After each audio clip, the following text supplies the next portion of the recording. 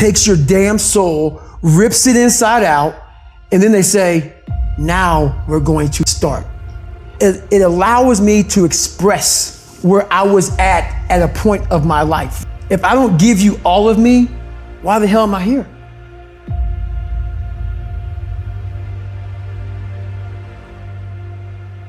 Why? How will you learn from me? People take so much offense to me.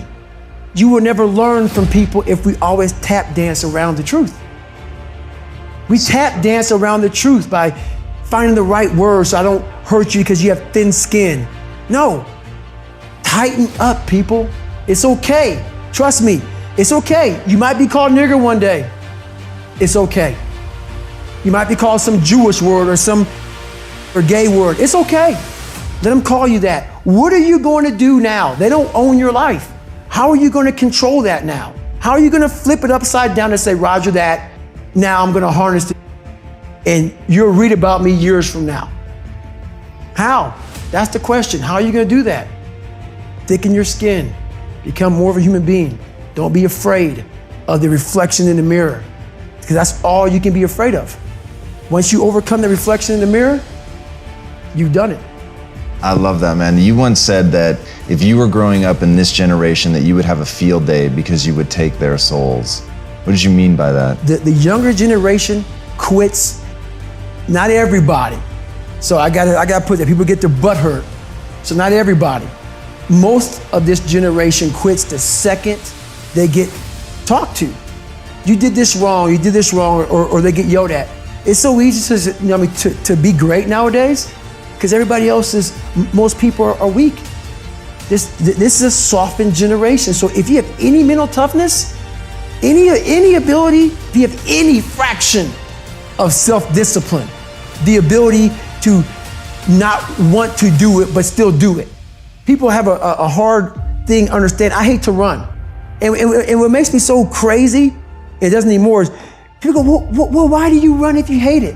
What are you talking about? I don't want to take showers and eat either. I hate that too. That's life, man. It wasn't until I changed that mentality that I became somebody. I hated going to school, so guess what? I was dumb. That's what 1 + 1 is 2. But if you can get through to doing things that you hate to do, on the other side is greatness. That's what people understand. By me running, I am callous in my mind. I'm not training for a race. I'm training for life. I'm training for the time when I get that 2 o'clock in the morning call that my mom is dead or something happens tragic in life. I don't fall apart. I'm training my mind and my body and my spirit so it's all one, so I can handle what life is going to throw at me, because the life I've lived, it throws a whole bunch at you. And if you're not physically and mentally prepared for that, you're just going to crumble and you're good for nobody. My biggest advice to give everybody in the world is, like I say, we live in an external world. Everything is you got to see it, touch it, it's external. If you can, for the rest of your life, live inside of yourself. Stop listening to people who are calling you fat, gay, transsexual, nigger. Everything that is makes no sense. All these insecure people putting their insecurities on you, you gotta flush it out. You gotta just be whoever the hell God or whatever the hell you believe in. If you believe in nothing but yourself, I don't care what it is. You gotta take everything and throw it away. You have to believe in one thing, and that is yourself. And I'm not saying don't believe in God or what you believe in, but right now, for you to find greatness in yourself, you're not gonna find it by looking in a book or by even hearing me. I may give you the spark, but you've got to go inside yourself to find it. And that means you gotta be quiet. Shut up, go in a room, stop talking, search your soul, search your mind, search your abilities, and you'll find it. But if you're not looking for it, you won't find it. So you gotta go start your journey. And the journey starts with you finding, why the hell am I here on this planet Earth? Why am I here? And if you don't know that, you will live the rest of your life searching, always asking the question, why? One big thing is the accountability mirror. You have to start with yourself. So what happened in my life was we start to get, I call it like the rucksack. A rucksack is a pack that you carry in the military, and you put all your stuff in it. Your radios, your food, your water, all that stuff you have to carry in the military. That's your rucksack. It's a backpack pretty much. As you're growing up, we all have a backpack. Most of ours, hopefully, is empty, and what we put in it is all the crap we go through in life. That's what is in the backpack for the civilians, and we carry it around with us. So what you have to start doing is realizing that no matter where you're at in life, I got called nigger a lot.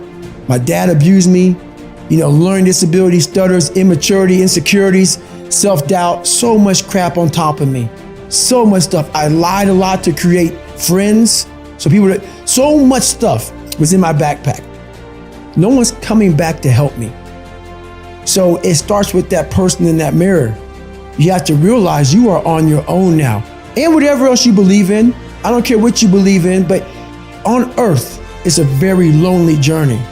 And it starts with the accountability mirror of looking at saying, hey, my dad who beat the hell out of me is not coming back. All these things are coming back. I have to face myself.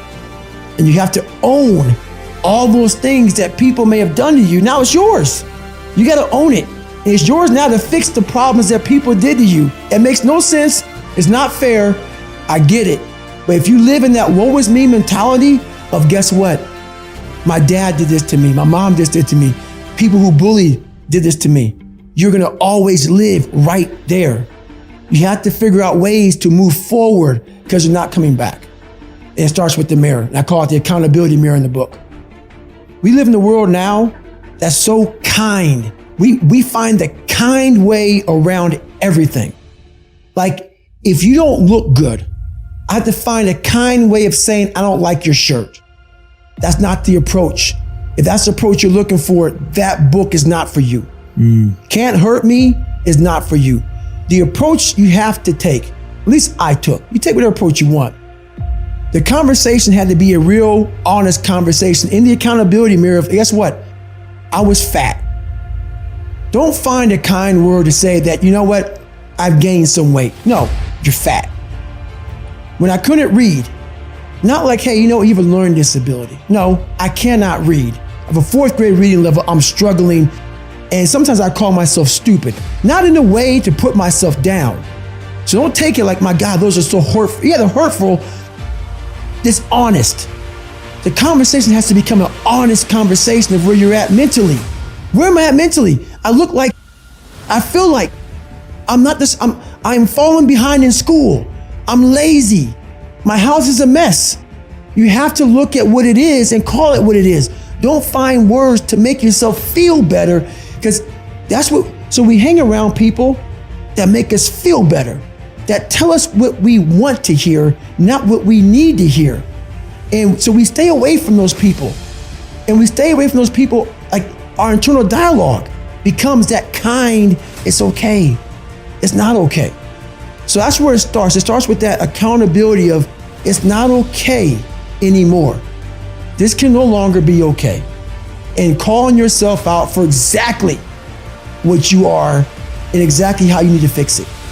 And so what do you use to push through? Is that a Goggins moment? Is that finding the darkness? I'm going through hell, I'll become the devil if I have to? Like what is that moment? What are you pulling up inside? I'm pulling up a lot of the dark side of me, but I'm also looking at the guys to my left and to my right, realizing that we're here together, man.